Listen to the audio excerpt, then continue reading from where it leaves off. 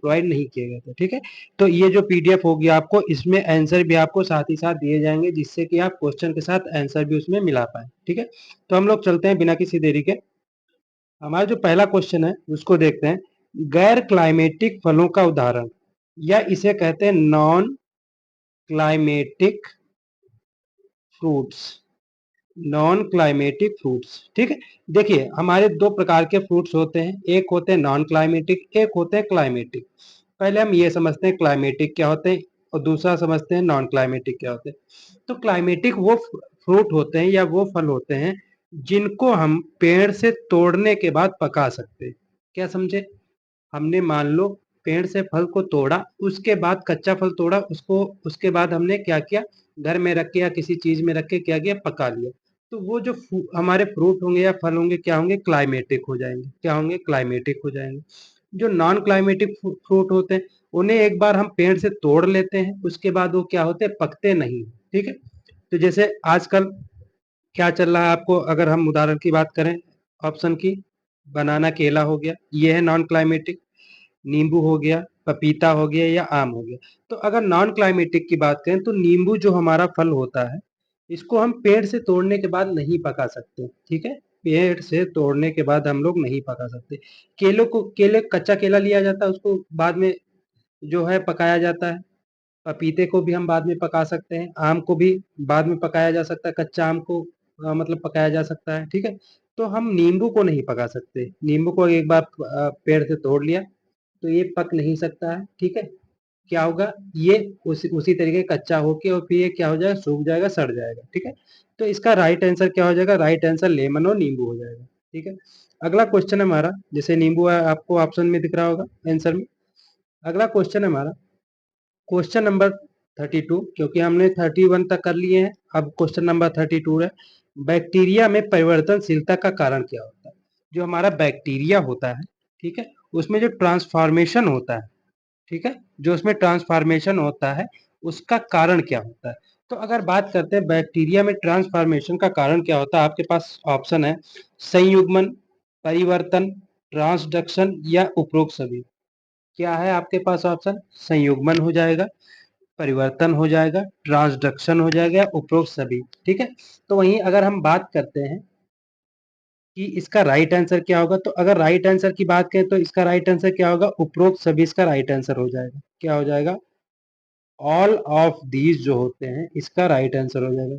कौन सा right answer हो जाएगा? ऑल ऑफ दीज का राइट आंसर हो जाएगा। ठीक है, अगला बात करते हैं क्वेश्चन नंबर 33। गेहूं का जो ढीला स्मट होता है, गेहूं का जो ढीला स्मट, या इसे हम लोग बोलते हैं लूज स्मट।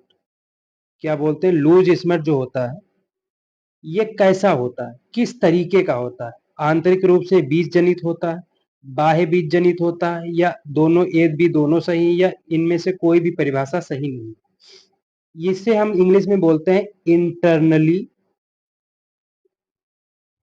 Seed born. क्या बोलते हैं? इंटरनली सीड बॉर्न होता है, या एक्सटर्नली सीड बॉर्न होता है,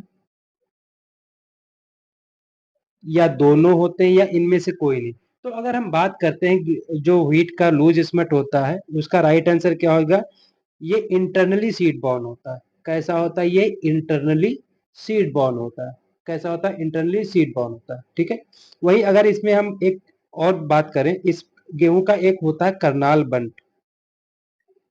एक डिजीज क्या होता है, करनाल बंट होता है। ठीक है, ये जो होता है ये एयर बॉर्न भी होता है, सीड बॉर्न भी होता है, और सॉइल बॉर्न भी होता है। एयर बॉर्न भी होता है, सीड बॉर्न भी होता है, सॉइल बॉर्न भी होता है। ठीक है, इसका पैथोजन की बात करते हैं तो क्या हो जाएगा, निवोवोसिया, निवोवोसिया इंडिका। क्या हो जाएगा? निवोवोसिया इंडिका इसका पैथोजन हो जाएगा। ठीक है, तो करनाल बर्न जो है तीनों तरीके से हो सकता है, एयर बॉर्न भी होता है, सीड बॉर्न भी होता है, सॉइल बॉर्न भी होता है। इसका राइट आंसर क्या हो जाएगा? इंटरनल सीड बॉर्न इसका राइट आंसर। क्वेश्चन नंबर 34 के बारे में बात करते हैं। चावल का जो ब्लास्ट होता है, blast disease of rice, blast disease of rice, इसका पैथोजन क्या होता है, रोग जनक क्या होता है? अस्टिलेगोटिटिसाई, बिमीसिया टोबैसाई, अल्टरनेरिया अल्टरनाटा, या उपरोक्त इनमें से कोई नहीं। ठीक है, तो अगर राइट आंसर की बात करते हैं तो इसका राइट आंसर क्या हो जाएगा? बेमिसिया टेबेकाई। इसका राइट आंसर क्या हो जाएगा? बेमिसिया टेबेकाई जो होता है, बेमिसिया जो टेबेकाई होता है, ठीक है, ये जो होता है ये ब्लास्ट डिजीज का पैथोजन होता है। क्या होता है? ब्लास्ट डिजीज का पैथोजन होता है। ठीक है, इसी रोग को हम लोग क्या कहते हैं? रिचेस मैंस डिजीज कहते हैं। क्या कहते हैं? रिच मैन डिजीज कहते हैं। ठीक है, रिचेस नहीं होगा, रिच मैन डिजीज कहते हैं। क्या कहते हैं? रिच मैन डिजीज कहते हैं। ठीक है, क्या कहते हैं? रिच मैन डिजीज कहते हैं। अब हम बात करते हैं क्वेश्चन नंबर 35 की। क्वेश्चन नंबर 35 की बेमेसिया टेबेकाई हो गया। क्वेश्चन नंबर 35 की बात करते हैं। जो भिंडी का येलो वेन मोजैक या पीला सरित सीरा मोजैक जो होता है, येलो वेन मोजैक जिसे हम वाई वीएम बोलते हैं, YVM बोलते हैं। ठीक है, ये किस कारण होता है? किसके द्वारा फैलता है? तो ये जो होता है ये वायरस के कारण होता है। ये किसके द्वारा होता है? वायरस के कारण होता है। तो ये वायरस को लाने का काम कौन करता है? वेक्टर का काम कौन करता है? वाहक का काम कौन करता है? ये व्हाइट फ्लाई, जो हमारी व्हाइट फ्लाई होती है, ठीक है, सफेद मक्खी होती है, इसके द्वारा जो है बेमिसिया टेबेकाई या जो वाईवीएम है, सॉरी, जो वाईवीएम है, येलो वेन मोजैक है, इसको लाया जाता है, इस वायरस को लाया जाता है। ठीक है, तो ये किस मक्खी द्वारा लाया जाएगा? White fly. इसका जो साइंटिफिक नेम होता है व्हाइट फ्लाई का, क्या होता है? बेमिसिया टेबेकाई। क्या होता है? बेमिसिया टेबेकाई इसका राइट आंसर हो जाएगा। ठीक है, बेमिसिया टेबेकाई इसका राइट आंसर हो जाएगा। ठीक है, अगला बात करते हैं क्वेश्चन नंबर 36 की। अगला क्वेश्चन है, फिलॉइडी एक गंभीर रोग है। ठीक है, फिलॉइडी जो डिजीज होता है, ठीक है, इसमें क्या होता है? इसमें जो पत्तियां, इसमें जो पूरा का पूरा जो दाने का जो भी आकार होता है वो किसमें? पत्तियों में बदल जाता है। ठीक है, प्लांट का जो भी आकार होता है किसमें बदल जाता है? पत्तियों में बदल जाता है। उस रोग को हम लोग क्या कहते हैं? फिलॉइडी डिजीज कहते हैं। ये किस फसल में होता है? तिल में होगा, जिसे हम सिसेमम बोलते हैं। अरंडी में होगा, जिसे हम कास्टर बोलते हैं। रेपसीड में होगा, रेपसीड का सीड, या बार्ली में होगा, या जौ में होगा। तो अगर राइट आंसर की बात करें तो राइट आंसर किसमें होगा? सीसेमम में होगा, सीसम में होगा। ठीक है, इसका साइंटिफिक नेम होता है सीसेमम इंडिकम। क्या होता है? सीसेमम इंडिकम इसका राइट आंसर हो जाएगा। ठीक है, इसका साइंटिफिक नेम होता है। अरंडी की बात करते हैं, ठीक है, तो जो सीसेमम इंडिकम है और अरंडी, ये तो तीनों कैसे हैं?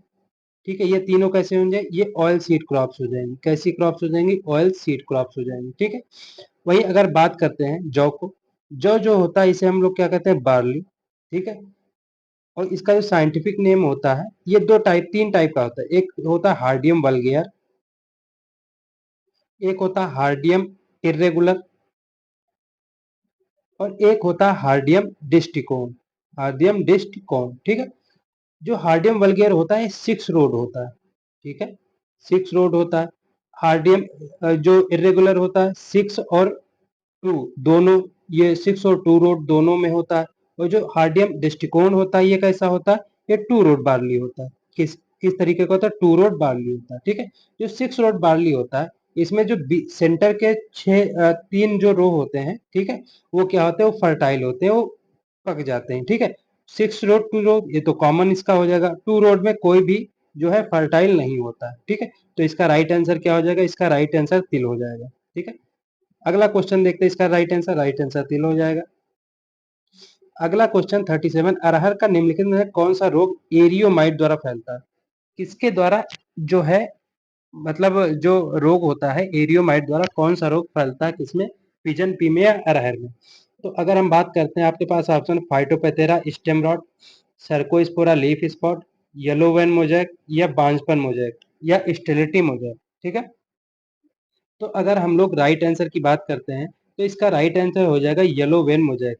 येलो मोजैक जो होता है ये एरियोमाइट के द्वारा फैलता है। किसके द्वारा फैलता है? एरियोमाइट के द्वारा येलो मोजैक फैलता है। ठीक है, किसके द्वारा फैलेगा? येलो मोजैक एरियोमाइट के द्वारा फैलेगा।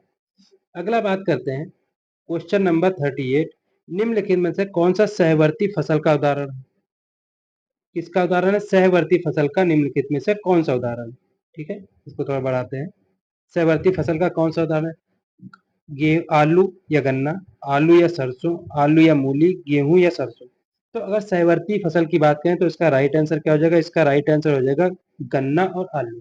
ठीक है, गन्ना और आलू इसका राइट आंसर हो जाएगा। ठीक है, अगला क्वेश्चन की बात करते हैं, क्वेश्चन नंबर 39। इसमें क्या कह रहा है, निम्नलिखित में से कौन सा कीटनाशक जो इंसेक्टिसाइड है माइट्स के साथ साथ कीटों को भी नियंत्रित करने में सक्षम रहता है। ठीक है, ऐसा कौन सा कीटनाशक है, इंसेक्टिसाइड है, जो माइट को तो नियंत्रित करता है, साथ ही साथ जो अन्य कीट हैं उनको भी नियंत्रित करने का काम करता है। इंडोसल्फान, टॉक्सफिन, साइपरमेथ्रिन या मोनोक्रोटोफास। तो इसका राइट आंसर हो जाएगा साइपरमेथ्रिन। ठीक है, जो साइपरमेथ्रिन होता है किसके लिए यूज किया जाता है, ये किया जाता है माइट्स के लिए, और साथ ही साथ जो साइपरमेथ्रिन होता है ये अन्य कीटों को भी नियंत्रित करने का काम करता है। ठीक है, इसका राइट आंसर साइपरमेथ्रिन हो जाएगा। ठीक है, इसका राइट आंसर क्या हो जाएगा, साइपरमेथ्रिन हो जाएगा। अगला क्वेश्चन है हमारा क्वेश्चन नंबर 40। धान के खेत में कुछ टिलर सामान्य बालियों के स्थान पर प्याज के पत्ते के समान चांदी के अंकुर की गोल कर लेते हैं। ठीक है, मतलब जो पत्तियां होती हैं वो क्या होती हैं, वो ऊपर की तरफ मोड़ लेते हैं, गोल टाइप की ऐसे बना लेते हैं। यह असामान्यता किसके कारण होती है। ठीक है, ये जो स्थिति होती है ये किस कारण होती है। जो हमारी क्रॉप है राइस, जो पैडी या धान की जो क्रॉप है वो किस कारण होती है। आपके पास ऑप्शन है ग्रीन लीफ हॉपर के कारण, तना छेदक के कारण, गाल मिज के कारण या गंधी बग के कारण। तो इसका राइट आंसर के बारे में देखते हैं, तो इसका राइट आंसर क्या हो जाएगा, गाल मिज इसका राइट आंसर हो जाएगा। ठीक है, गाल मिज जो होता है इसका राइट आंसर हो जाएगा। ठीक है, अगर गाल मिज की बात करते हैं तो इसका जो साइंटिफिक नेम होता है ये होता है ओर्सोलिया ओराइजी। क्या होता है, ओर्सोलिया ओराइजी। क्या होता है, ओर्सोलिया ओराइजी होता है। ठीक है, अगला आपके जो ऑप्शन है कीट का, गंधी बग। ठीक है, बहुत फेमस है, लेप्टोकोर्सिका एक्यूटा। क्या होता है, लेप्टोकोर्सिया एक्यूटा। लेप्टोकोर्सिया एक्यूटा जो है ये जो है गंधी बग का साइंटिफिक नेम होता है। ठीक है, अगला है तना छेदक, जिसे हम क्या बोलते हैं, स्टेम बोरर बोलते हैं। ठीक है, इसका जो साइंटिफिक नेम होता है सेप्रोफेगा इंसर्टुलस होता है। क्या होता है, सेप्रोफेगा, सेप्रोफेगा इंसर्टुलस होता है। क्या होता है, सेप्रोफेगा इंसर्टुलस होता है। वहीं अगर ग्रीन लीफ हॉपर के बारे में बात करते हैं, किसका जो साइंटिफिक नेम होता है, नेफ्रोटेटिक्स नाइग्रोपिक्टस। क्या होता है, नेफ्रोटेटिक्स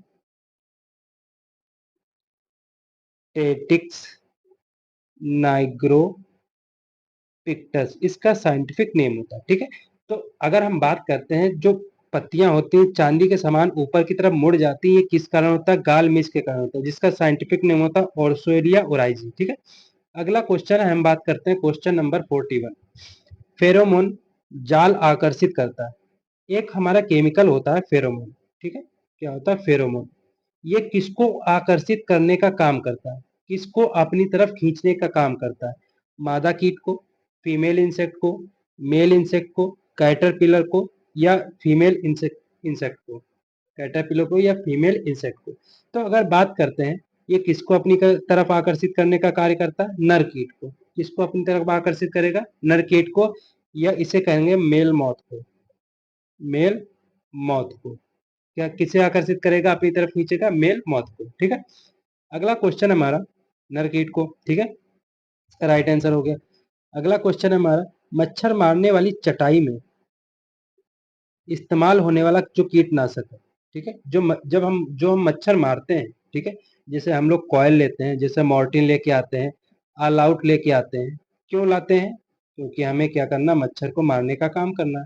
तो मच्छर को मारने के लिए जो उसमें से केमिकल या जो उसमें फॉग या धुआं जो भी निकलता है, ठीक है, तो उस धुएं में कौन सा केमिकल मिला होता है, किससे मिलके बना होता है। आपके पास ऑप्शन है एंडोसल्फान, डाइजीनॉन, मैलाथियन या एलिथ्रिन। तो इसका राइट आंसर हो जाएगा एलिथ्रिन। एलिथ्रिन जो होता है, हमारी जो कॉइल्स होते हैं, ऑल आउट होता है, जो भी मच्छर मारने की अगरबत्ती आती है, जो भी चीजें आती है, उनमें कौन सा केमिकल होता है, एलिथ्रिन, जो कि मच्छर को मारने का काम करता है। ठीक है, अगला क्वेश्चन हमारा क्वेश्चन नंबर 43। इसमें हम लोग देखेंगे गेहूं की जो केंद्रीय टहनी होती है, केंद्रीय का मतलब होता है जो सेंटर वाली जो ब्रांच होती है, उसमें डेड हार्ट नामक विकार हो जाता है। क्या होता है, डिसऑर्डर हो जाता है, डेड हार्ट नामक। ठीक है, किस कारण होता है, दीमक के द्वारा, तना छेदक के द्वारा, हरा पौधा बग के द्वारा या उपरोक्त सभी। तो अगर बात करते हैं जो डिसऑर्डर हो जाता है इसमें, जो गेहूं होता है, ठीक है, उसके सेंट्रल सूट में जो डिसऑर्डर हो जाता है, ठीक है, उसका सिम्टम क्या होता है, ठीक है, उसका सिम्टम क्या होता है। तो अगर बात करते हैं इसका राइट आंसर की, अगर बात करते हैं तो इसका राइट आंसर जो हो जाएगा वो हो जाएगा स्टेम बोरा। क्या हो जाएगा? स्टेम बोरा इसका राइट आंसर हो जाएगा। ठीक है, इसका जो साइंटिफिक नेम होता है वो होता है सिसेमिया इन्फेरेंस।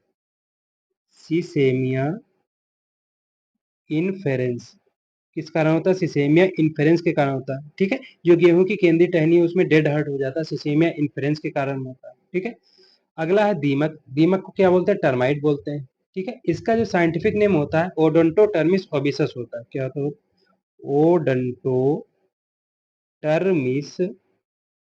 ओबिसस। ओडोंटोटर्मिस ओबिसस होता है। ठीक है, तो ये जो हमने है इस क्वेश्चन के आंसर के बारे में जान लिया कि इसका जो आंसर होगा क्या होगा? तनाछेदक सिसेमिया इन्फेरेंस होगा। ठीक है, अगला क्वेश्चन हमारा क्वेश्चन नंबर 44। खुले क्षेत्र में किस कीट की आबादी बीटी के प्रति प्रतिरोधी होती है? जो बीटी कॉटन हमारा होता है, ठीक है, उसकी जो वैरायटी होती है उसके प्रति कौन सी हमारी प्रतिरोधी होती है, किस कीट के प्रति प्रतिरोधी होती है? ठीक है, तो अगला हम बात करते हैं इसके ऑप्शन के बारे में। गुलाबी वालवर्म या pink bollworm, diamond black moth या चित्तीदार जो बॉलवर्म होता है, या इनमें से कोई नहीं। तो अगर राइट आंसर की हम लोग बात करते हैं, ठीक है, तो इसका राइट आंसर के बारे में बात करें तो डीबीएम हो जाएगा, डायमंड बैक माउथ हो जाएगा। क्या हो जाएगा? डायमंड बैक माउथ जो होता है ये बीटी के प्रति प्रतिरोधी होता है। ठीक है, क्या होता है? बीटी के प्रति प्रतिरोधी होता है। ठीक है, अगर हम बात करते हैं डायमंड ब्लैक माउथ की, ठीक है, तो इसका जो साइंटिफिक नेम होता है प्लूटेल्ला जाइलोस्टेल्ला। जाइलो गाड़ी आती है ना, प्लूटेल्ला जाइलोस्टेल्ला। ठीक है, ये किसका होगा? डीबीएम का होगा, डायमंड बैक माउथ। ये किसका होता है? ये कैबेज में लगता है। किस में लगता है? कैबेज में लगता है। ठीक है, वहीं अगर बात करते हैं पिंक बॉलवर्म की, तो इसका जो साइंटिफिक नेम होता है पेक्टिनोफोरा, पेक्टिनोफोरा गॉसिपिएला, गॉसिपिएला।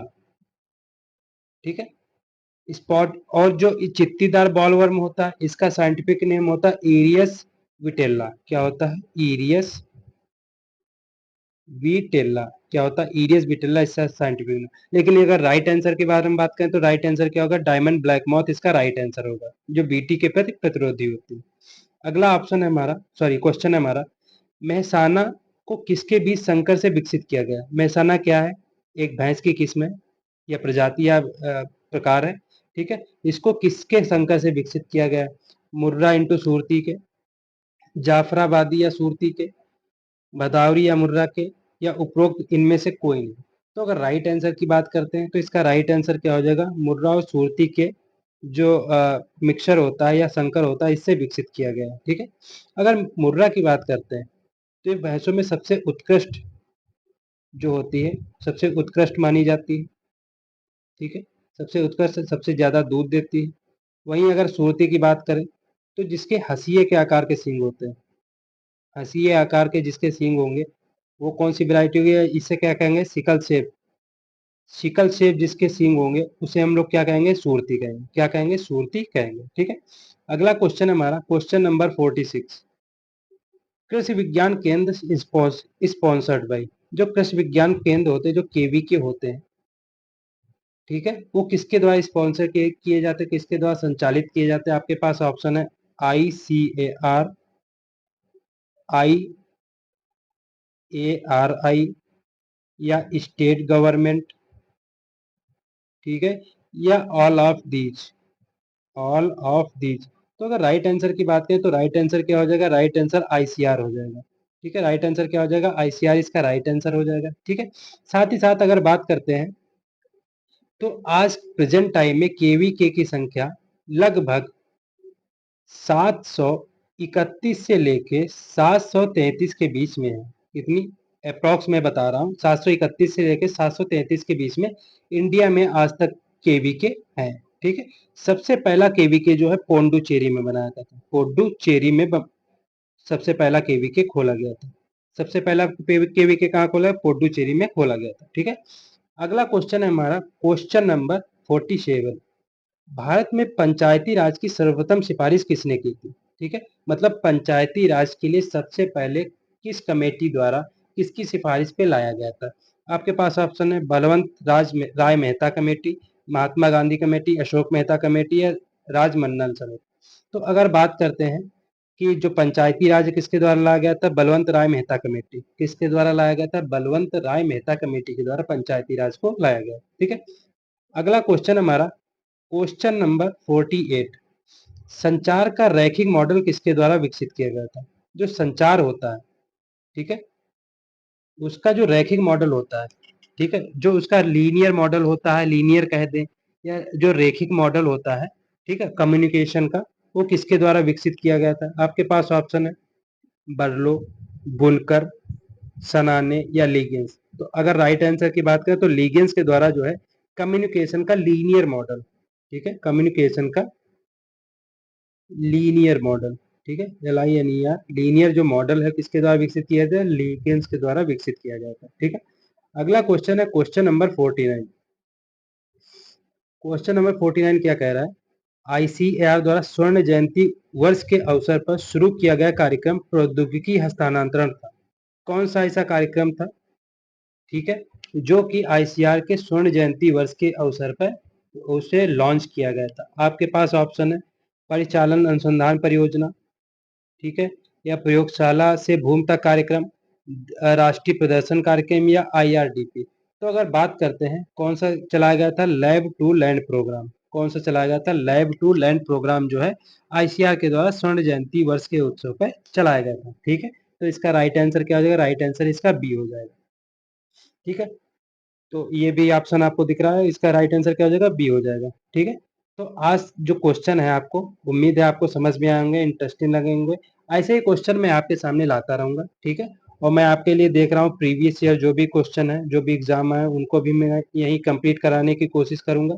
साथ ही साथ ये जो PDF है आपको, ठीक है, PDF में आपको क्वेश्चन के साथ इसमें आंसर भी आपको मिल जाएंगे, तो ये भी आपका बेनिफिट हो गया। और आप लोग को जो MCQ सीरीज है सुंडा वाली, ठीक है, सुंडा की जो MCQ सीरीज है उसको जरूर कंप्लीट करना है। उसको कम से कम एक बार तो जरूर ही कंप्लीट करना है जब आप AGTA का एग्जाम देने जा रहे हो उससे पहले। ठीक है, तो उसे जरूर अटेंड करिए।